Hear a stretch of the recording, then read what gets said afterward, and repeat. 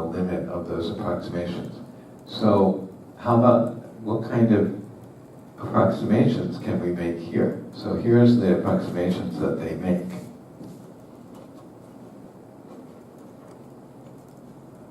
So what they do is they say, let's go to, let's say, 1/2, and 1, and 1.5, and 2, and 2.5. Okay? And they do this. They make little rectangles. Now, rectangles are easy to calculate areas of, right? No problem with calculating areas of rectangles, right? So we won't have any problem calculating that. So then we do this, and we do this, and we do this, and we do this, and we do this. Okay? Now those are easy to calculate the areas of, right? And that's a better approximation than the triangle, isn't it? Triangle has all this extra area in it, right? Which means it's not as accurate as these, right? So, but these are easy to calculate the areas of. How did I get the height? By the way, I just have to, be clear how I got the height. So for the first rectangle, this rectangle here, I got the height by going to 1/2, going to the curve, and drawing the height there. For the second rectangle, how do I get the height? I go up 1, I go up here, there, that's the height. Okay? So I just need a rule for how I'm drawing these. So that's going to be the rule. I mean, we could have a different rule, but this is the rule I'm saying is take the right-hand point of the interval and get the height and draw the height for that rectangle. Then take the right hand for this one, take the height and draw that, and then go here, draw that. Okay? Once we know that, that's easy. So for example, what's the height of the first rectangle? I'm sorry, what's the area of the first rectangle? So what's the width? The width is 1/2. The area equals the width times the length, whatever that means, length. So 1/2 is the width, and the length, meaning the height, is what? I got it from going to this point on the curve. So where's that? That's 1/2 squared, right? So times 1/2 squared. So that's the area of the first rectangle. And what's the area of the second rectangle? So so this is the first rectangle. What's the area of the second rectangle? So the width is still 1/2, right? And what's the height? I go 1, means I go up to here, that's 1 squared, right? So that's times 1 squared. And how about A3? Third rectangle. So the width is still 1/2, right? And the height is what? 3/2 squared, right? So these are easy to do, right? Okay, so we can do this. We can add this up. We're going to get an answer, and that's going to be a better approximation to the area. Okay? Then how could we make it even better? Like before, when we were doing this problem, I said I want the slope of the tangent line, and I used this point and got that secant line, and I got that slope, and that was an approximation to this. How did I get a better approximation? I used a point closer to this point. Right? So that gives me this line, which has a slope which is closer to the one I want to get at. Okay, so that's how I did it before. How can I improve on this? What if I increase the number of intervals? So what if I do this? So I go to here, and here, and here, and here, and here. So I double the number of intervals. Okay? So now I'm going to go up to here and over there. And then I'm going to go up to here and over here. And then I'm going to here and over here. and then I'm going to go where? So, okay, one more. Go. Did I do that wrong? Yeah, I did that wrong. Sorry. I'm going to go, go up to here and go there.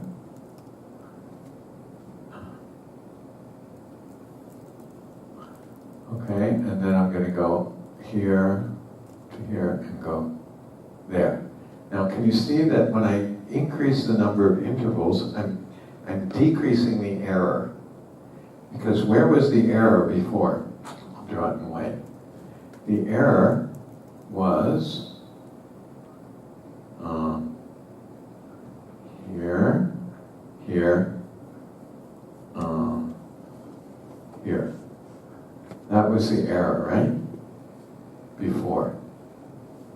Now, I get to erase this part. This isn't error anymore. Right? Right?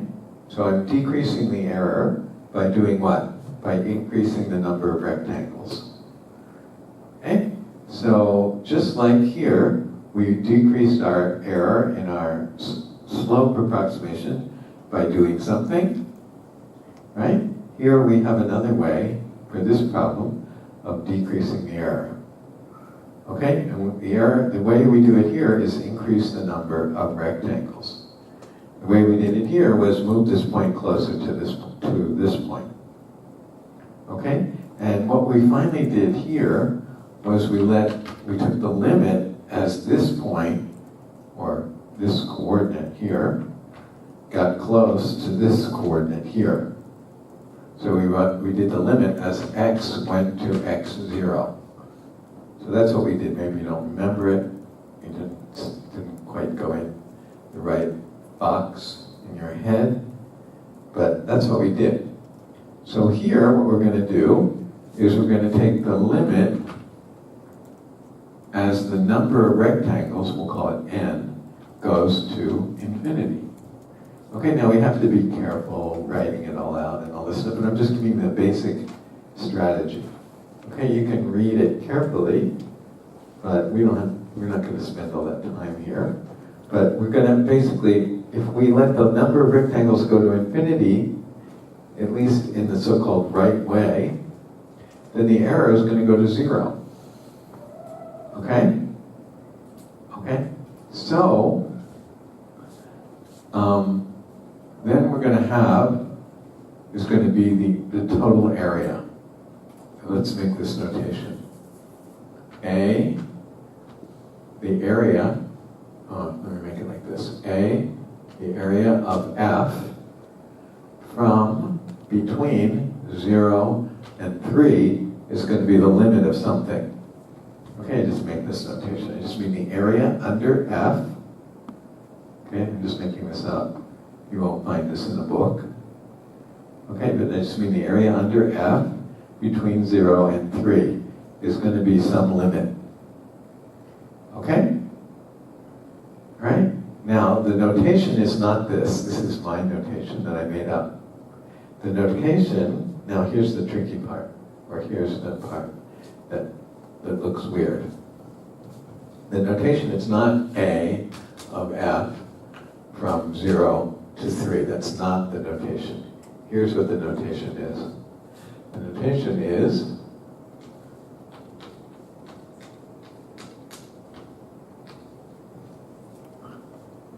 now, you'd say, well, that's the antiderivative notation. Not really. The antiderivative notation came after this. This came first. Okay, then you can see kind of where this comes from. This is like a big S. So what does it mean? We're summing up the areas of the rectangles. And the dx is the length, or the width of the rectangle. So you can sort of see where this notation came from. It's like you're multiplying the width times something and summing it up, right?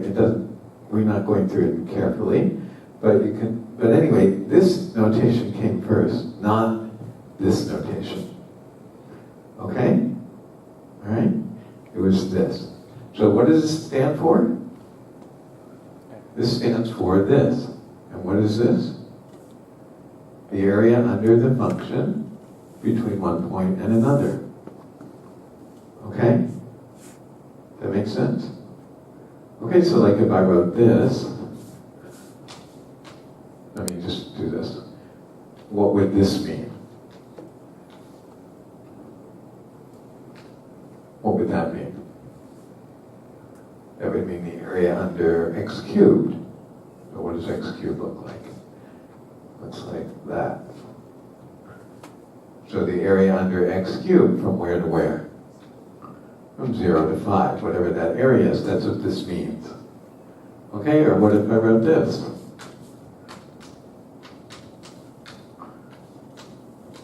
What would that mean? The area under e to the x function. What does that look like? Looks like this. From where to where? From 1 to 3. So this area. Okay? In fact, you can do this one. What is this?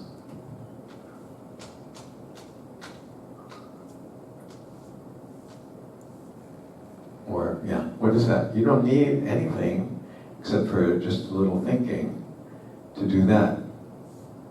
So what does that mean? What does that mean? The area under what function? 2x, right? So what does 2x look like? Looks like this, right? Oops. Just, oh well, looks like a slope of 2x, right? Slope of 2, right?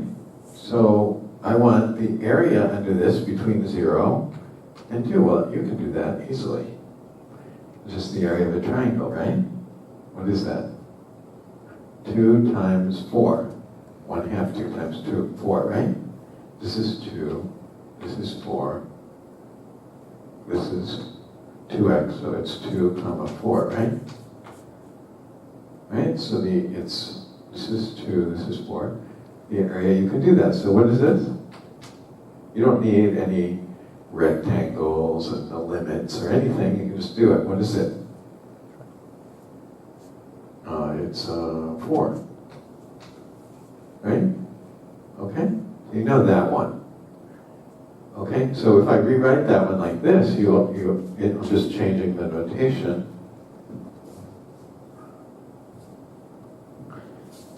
You can still do it. What's this?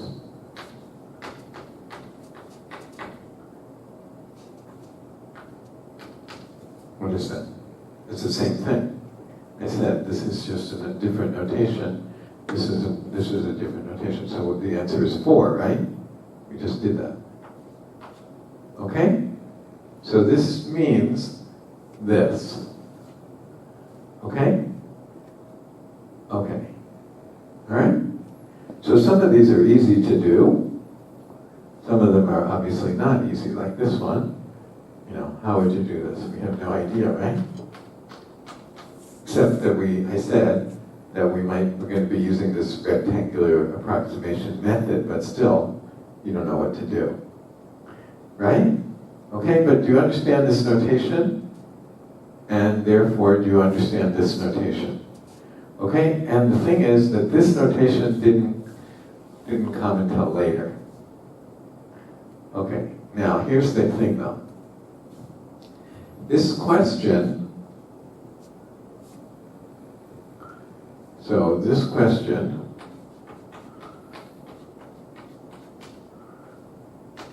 what does this mean? This is not a specific function, but what does it mean? The area under the function, whatever it is, from A to B. Okay? It turns out that the answer to that, kind of magically, has to do with antiderivatives. Now, I can't see why that's true. Right? Antiderivatives, we know how to do antiderivative, right? What's the antiderivative of x squared again? X cubed over 3, not the derivative, the antiderivative. x cubed over 3. So, but this question has something to do, somehow, magically, has to do with antiderivatives. So why is that? I can't see why. Okay, okay? Doesn't seem like it has anything to do with antiderivatives, the area under a curve, right? But it has to do with the antiderivative of the function. So like, going back to this one, this picture here, from 0 to 3, that answer, the answer to this, the area under this, has something to do with this, the antiderivative of this function. In fact, we can get the answer if we use this in a certain way. Now, why is that? It's not clear, is it? Not clear that there's any relationship between this question and for this x squared function and the antiderivative of that x squared function. What does that have to do with this question? Anything? Well, I can't see why it has anything to do with it. Okay? But it turns out that you can get the answer to this using the antiderivative. So what is the antiderivative for this one? Again, it's x cubed over 3.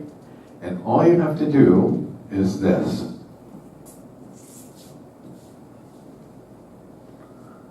All you have to do is take the antiderivative. So here's the question we want to answer. Right? What's the area between 0 and 3 under x squared? And all you have to do is take the antiderivative, put in 3, take the antiderivative and put in 0, and subtract the two results.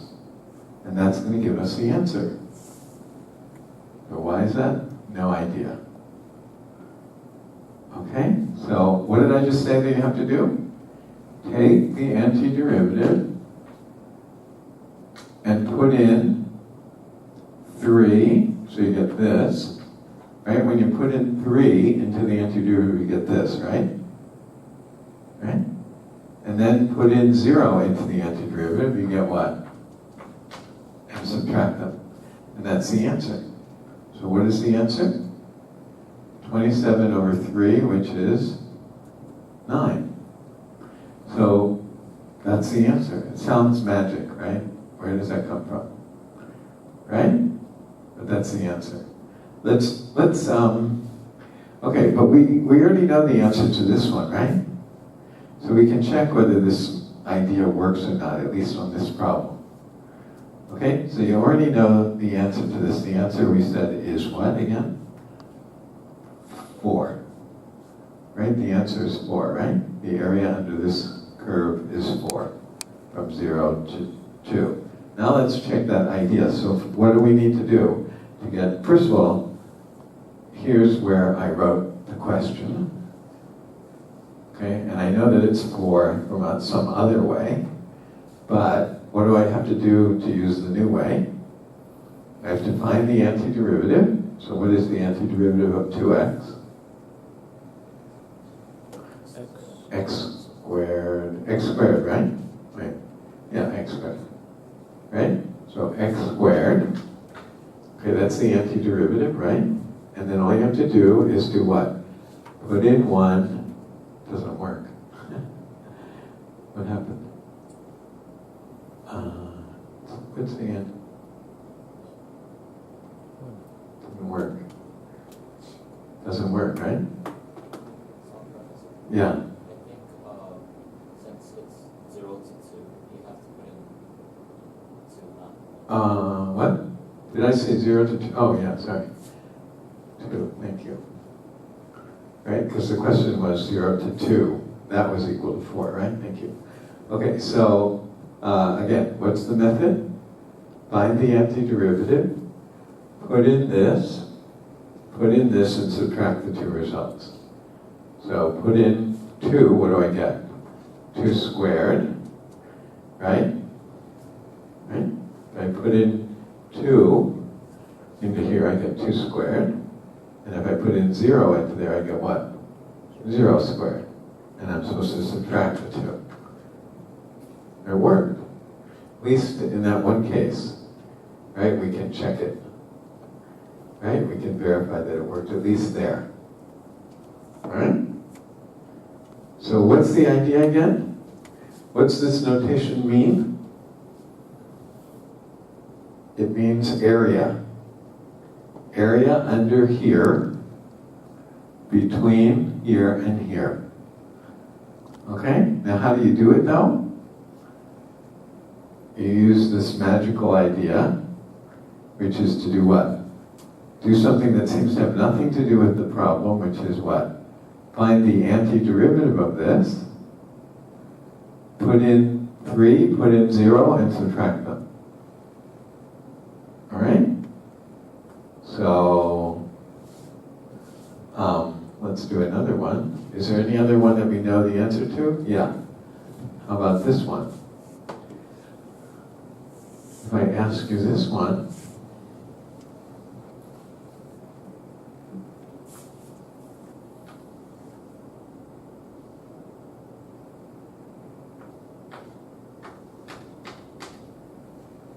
you already know the answer to that. Why? What's the function we're asking about? It's not, we're not doing 2x. We're not doing x squared. We're doing what function? Just 5. So what does 5 look like? It's a constant function, right? So what does that look like? That's 5, right? That's just that function, right? So you already know the answer to this because we're asking between